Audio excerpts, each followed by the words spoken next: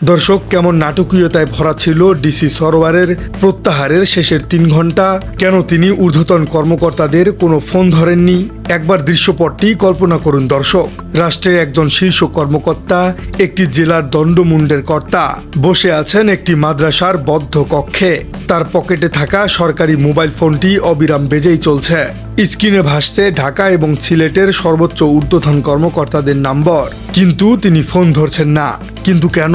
কারণ তিনি খুব ভালো করেই জানতেন, ফোনটা রিসিভ করলেই ওপাশ থেকে কড়া নির্দেশ আসবে, সব বন্ধ করে এক্ষুনি চলে আসুন।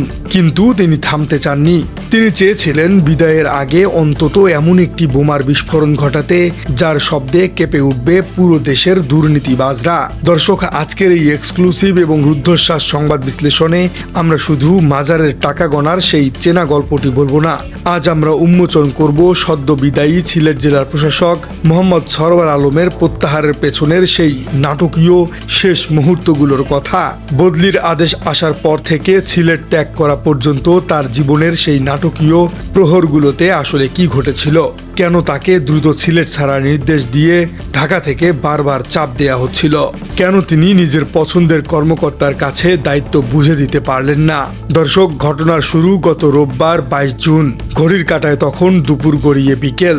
ডিসি সরওয়ার আলম তখন তার সিলেট জেলা প্রশাসকের কার্যালয়ে বসে নিয়মিত দাপ্তরিক কাজ করছিলেন। ঠিক এমন সময়ই ঢাকা থেকে ফ্যাক্স বা মেইল মারফত সিলেটে এসে পৌঁছায় তার প্রত্যাহারের সেই চিঠি।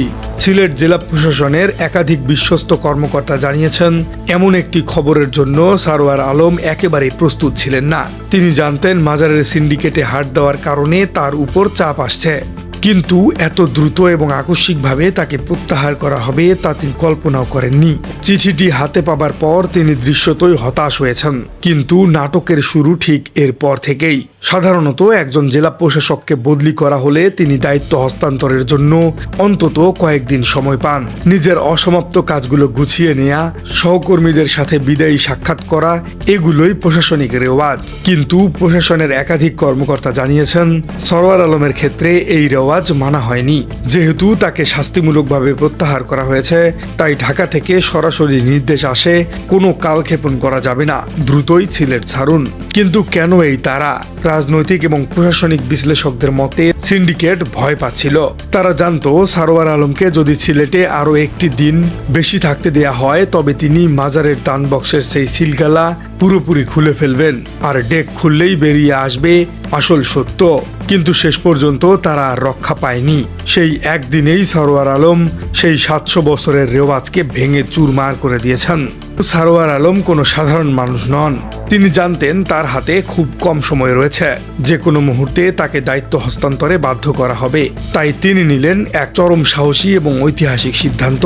সোমবার অর্থাৎ 23 জুন সকাল থেকেই তাকে দায়িত্ব হস্তান্তরের জন্য তাগিদ দেওয়া হচ্ছিল, কিন্তু তিনি সেই তাগিদ গায়ে মাখেননি। বেলা ঠিক 1টায় তিনি তার অফিস থেকে বেরিয়ে পড়েন, সোজা চলে যান হযরত শাহজালাল রহমাতুল্লাহ আলাইহির মাজারে।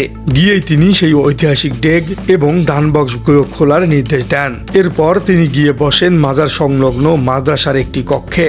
তার চোখের সামনে শুরু হয় প্রকাশ্যে টাকা গণনার কাজ। আর ঠিক এই সময়ই শুরু হয় প্রশাসনিক মহলের আসল ভূমিকম্প। সরওয়ার আলম যে মাজারের ডেক খুলে ফেলেছেন এবং প্রকাশ্যে টাকা গণনা শুরু করেছেন, এই খবর মুহূর্তের মধ্যে পৌঁছে যায় ঢাকা এবং সিলেটের ঊর্ধ্বতন মহলে।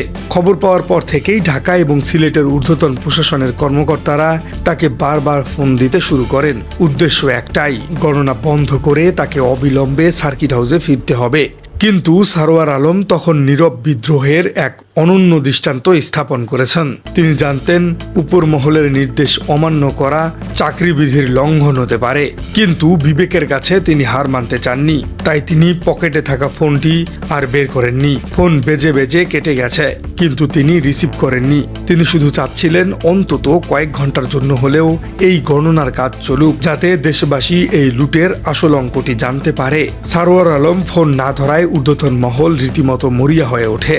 নদীর ওপার থেকে তড়িঘড়ি করে সিলেট সার্কিট হাউসে ছুটে আসেন বিভাগীয় কমিশনার অতিরিক্ত সচিব মশিউর রহমান। যেহেতু ডিসি ফোন ধরছে না, তাই লোক মারফত সার্কিট হাউস থেকে মাদ্রাসায় খবর পাঠানো হয়। উপায় না দেখে গণনার কাজ পুরোপুরি শেষ না করেই সরওয়ার আলমকে মাদ্রাসার কক্ষ ছাড়তে হয়। তিনি সার্কিট হাউসের পথ ধরেন, কিন্তু সেখানে গিয়ে তিনি দেখতে পান তাকে বিদায় করার জন্য সব প্রস্তুতি আগে থেকেই করে রাখা হয়েছে। সার্কিট হাউসে পৌঁছানোর পর শুরু হয় আরেক নাটক। ডিসি সরওয়ার চেয়েছিলেন তার মনোনীত এবং বিশ্বস্ত একজন অতিরিক্ত জেলা প্রশাসকের কাছে তিনি ভারপ্রাপ্ত হিসেবে দায়িত্ব হস্তান্তর করে যাবেন, কিন্তু তাকে সেই সুযোগও দেয়া হয়নি। ঊর্ধ্বতন কর্তৃপক্ষের সরাসরি নির্দেশে তাকে অতিরিক্ত জেলা ম্যাজিস্ট্রেট পিঙ্কি সাহার কাছে দায়িত্ব হস্তান্তর করতে বাধ্য করা হয়। এই পুরো প্রক্রিয়াটি শেষ হতে হতে বেজে যায় রাত 10টা। অর্থাৎ সকাল থেকে শুরু করে এই মানসিক চাপ এবং প্রশাসনিক রশি টানাটানির অবসান ঘটে রাত 10টার অন্ধকারে। দর্শক, রাত 10টায় নতুন ভারপ্রাপ্ত জেলা প্রশাসক দায়িত্ব গ্রহণ করার সাথে সাথেই ঘটে আরেকটি হৃদয় বিদায়ক ঘটনা। ডিসি হিসেবে সরওয়ার আলমের যে সরকারি নিরাপত্তা প্রোটোকল ছিল তা মুহূর্তের মধ্যেই প্রত্যাহার করে নেওয়া হয়। যিনি মাত্র কয়েক ঘন্টা আগেই ছিলেন পুরো জেলার দণ্ডমুণ্ডের কর্তা, রাতের অন্ধকারে তাকে পরিণত করা হয় একজন সাধারণ এবং ক্ষমতাহীন মানুষে। তবে সরওয়ার আলম সেই দিন রাতেই সিলেট ছাড়েননি, তিনি সার্কিট হাউসেই রাত যাপন করেছেন। পরদিন মঙ্গলবার সকালে তিনি সার্কিট হাউসেই তার সাবেক সহকর্মীদের সাথে একটি আনুষ্ঠানিক বৈঠক করেন, যেখানে তিনি সিলেটের ভবিষ্যৎ প্রশাসন এবং অসমাপ্ত কাজগুলো নিয়ে কিছু দিক নির্দেশনা দিয়ে যান। অবশেষে মঙ্গলবার দুপুরে তিনি বিমান যোগে ঢাকার উদ্দেশ্যে সিলেট ত্যাগ করেন। দর্শক, সরওয়ার আলম হয়তো সিলেট থেকে বিদায় নিয়েছেন, কিন্তু যাবার আগে তিনি যে কাজটি করে গেছেন তা বাংলাদেশের ইতিহাসে স্বর্ণাক্ষরে লেখা থাকবে। তিনি প্রমাণ করে দিয়েছেন যে সিলেটের শাহজালাল রহমাতুল্লাহ আলাইহির মাজারের আয় ব্যয়ের হিসেবের বিষয়টি এতদিন কতটা ভয়ঙ্কর অন্ধকারের মধ্যে ছিল। দর্শক, বৃহস্পতিবার দানবক্স সিলগলা করার পর সোমবার দুপুরের পর সেটি খোলা হয়। মাঝখানে সময় মাত্র 3 দিন, আর এই 3 দিনের শুধু এই দানবক্সগুলো থেকেই নগদ টাকা পাওয়া গেছে 17,65,000 টাকা। সাথে মিলেছে বিপুল পরিমাণ ডলার, পাউন্ড, রিয়েল এবং বহুমূল্যের স্বর্ণালংকার। একটু হিসেব করে দেখুন দর্শক, 3 দিনে যদি 17,65,000 টাকা ওঠে, তবে দিনে গড়ে আয় প্রায় 6 লাখ টাকা। তাহলে মাসে কত আর বছরেই বা কত? এই বিশাল অঙ্কের টাকা এতদিন কোথায় যেত, কাদের পকেটে যেত?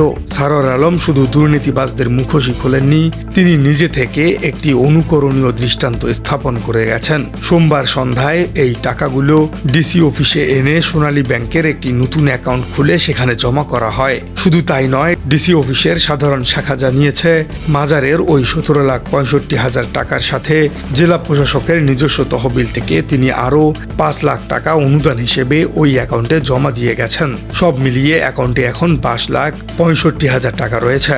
দর্শক, সিলেটের ইতিহাসে এই শেষ প্রহরগুলোর চিরকাল এবং রুদ্ধশ্বাসকর অধ্যায় হয়ে থাকবে। ডিসি সরওয়ার আলমকে হয়তো প্রশাসনিক কাঠামোর চাপে বাধ্য হয়ে সিলেট জেলা ছাড়তে হয়েছে, কিন্তু জনতার আদালতে তিনি যে বিজয় অর্জন করেছেন তা অতুলনীয়। ফোন না ধরে মাদ্রাসার কক্ষে বসে থাকার সেই দৃশ্যটি প্রমাণ করে যে এদেশে এখনো এমন একজন সরকারি কর্মকর্তা আছেন যিনি ক্ষমতা এবং প্রোটোকলের চেয়ে নিজের বিবেক এবং সততাকে বেশি গুরুত্ব দেন।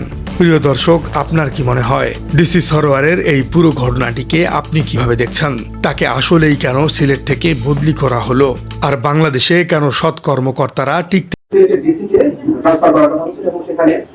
একটা মাজারে তার একটা পদক্ষেপকে রিলেট করার কথা, সেটা কেউ কেউ করছে না অনলাইনে। এটাকে আমরা সেভাবে কেন বলবো? মানে ঘটনাটা এটা পরে ঘটেছে বলে এই ধরনের একটা পারসেপশন তৈরি চেষ্টা হয়তো আছে।